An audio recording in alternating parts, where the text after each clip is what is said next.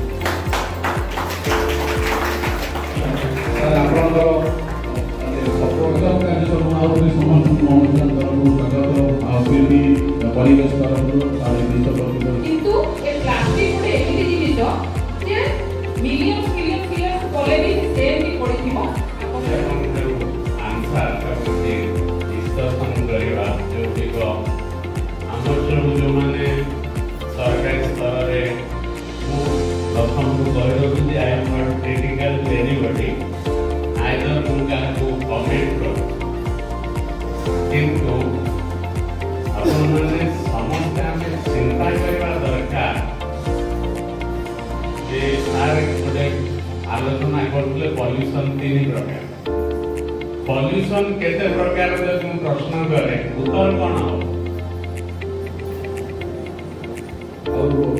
Plastic के गुरुत्व अछि प्लास्टिक के हमर साव जे ऑर्गेनाइज करछंती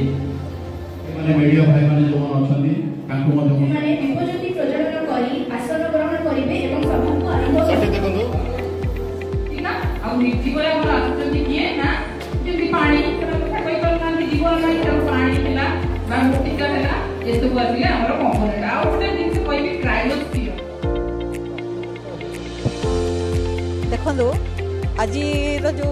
मु तो प्रथम आपण मान को विश्व परिवेश दिवस 2025 उपलक्षे हार्दिक अभिनंदन जनइबी। आज मेन थीम जो थिला ending of plastic pollution globally. आजिकल आम भी जानी प्लास्टिक पॉल्यूशन को मात्रा रे चली एटा इंटरनेशनली गोटे एनवायरमेंटल क्राइसिस बहुत बड़ चैलेंज चली ताको आम पूरा 100% तो बंद कर दे पारिबानी कारण आम आम जीवन शैली आम दैनंदिन जीवन में आम प्लास्टिक सहित एपरी भाव में जड़ित अच्छु ताको आम 100% इराडिकेट कर पारिबानी किंतु ताको आम आमर जो कार्यशैली रे कार्य जहाँ जहाँ आम यूज करुचे ताको टिके आमर कंजप्शन को कम कर दे पारिबा रिड्यूस कर दे पारिबा। आज हूँ विश्व परिवेश दिवस आज हूँ गोटे प्रतिश्रुति संभावनार दिवस आम ये कौन से भाषणबाजी मारे आसने आम प्रतिश्रुतिबद्धता हाँ ये प्रतिश्रुतिबद्धता केवल खाली जनक पाखे सीमित न रही समग्र परिवेश समाजर सबु वर्ग लोक मान पाखे बचा दरकार। ये प्रतिश्रुति कौन जे परिवेश बचिले आम जीवन बचब परिवेश बचिले आम संस्कृति बचब परंपरा बचब धर्म बचब धर्म धारणा बचब एमती आमको जीवन शैली परिवर्तन दरकार गोटे सबुज मानसिकता दरकार सबुज स्वप्न दरकार चिरंतन विकास दरकार सस्टेनेबल डेवलपमेंट जो 17टा धारा अच्छी से विषय चिरंतन विकास करी छाड़देवा सेमती करिया उचित नुहे एवं जो कार्यक्रम हम से परिवेश अनुकूल भित्तिक हम आम परिवेश केमती इको फ्रेंडली जोटक आम कहूँ परिवेश भित्तिक कार्यक्रम हम आमर युवक संगठन आरंभ कर अन्य जेकोसी संस्था गवर्नमेंट सरकारी अनुष्ठान ये जो सामग्रिक भाव में जदि तत्पर हाँ आम निश्चित भाव में सफल हो पार भावुँ।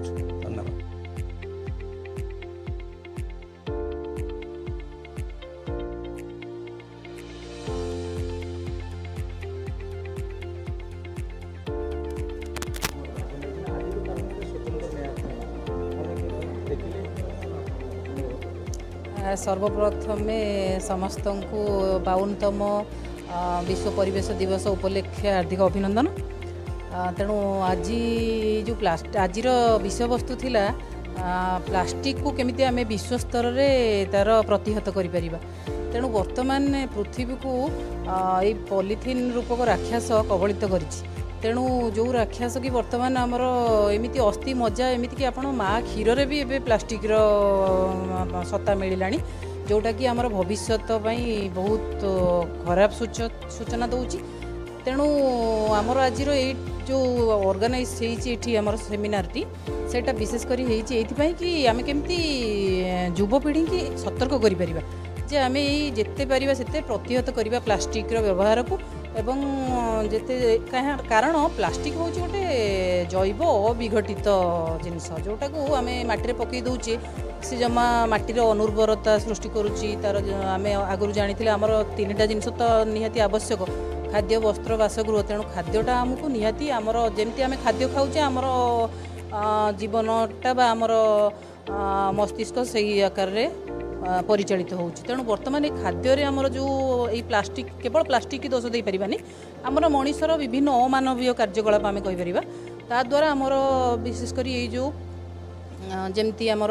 बापा माँ जमती कहले गोटे घर जमती आमर सृष्टि हैला बेलठू आम परिवेश शिक्षा करुचे बोली आज ये आमर सार भी कहले तेणु वायु